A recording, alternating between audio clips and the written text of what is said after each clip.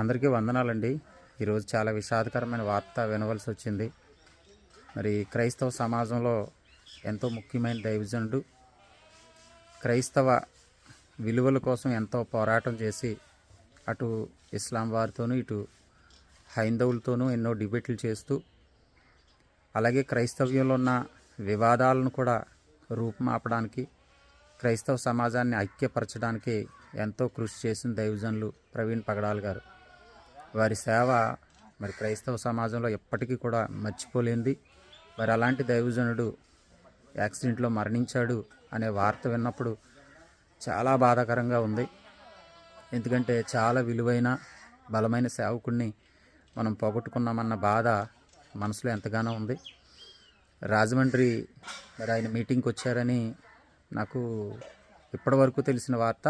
నాకు ఆయన మీటింగ్కి వచ్చారని ఉదయం మరి ఇన్ఫీల్డ్ బండి మీద ఆ దివాన్ చెరువు నుంచి ఆయన వస్తూ యాక్సిడెంట్ జరిగి ఆయన అక్కడికక్కడే స్పాట్ డెడ్ అయ్యారని.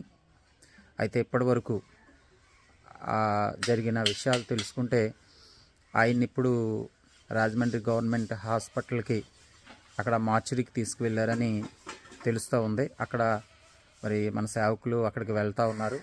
ఇంకా తర్వాత ఇంకా ఏం జరగబోతుందో, అక్కడ ఏంటి విషయాలు అనేది వీలైతే తెలుసుకుని మీకు చెప్పడానికి మేము ప్రయత్నం చేస్తాం. కానీ ఈరోజు ప్రవీణ్ పగడాల్గా ప్రభువునందు నిద్రించడం అనేది నిజానికి జీర్ణించుకోలేని వార్త, నమ్మలేని వార్త.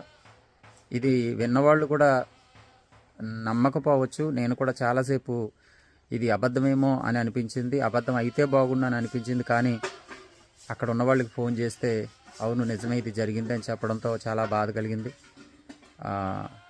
కుటుంబం కొరకు, వారి కుటుంబం కొరకు, వారి సంఘ బిడ్డల కొరకు, మరి విషాదంలో ఉన్న అనేక మంది ఆప్తుల కొరకు, ఆదరణ కొరకు ప్రార్థన చేయండి.